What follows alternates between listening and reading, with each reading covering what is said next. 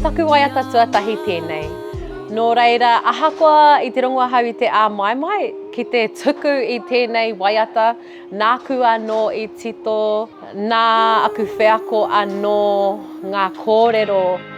I te wā i timata hau ki te waiata i te waiata, ka mārama ahau he rongo a tēnei waiata.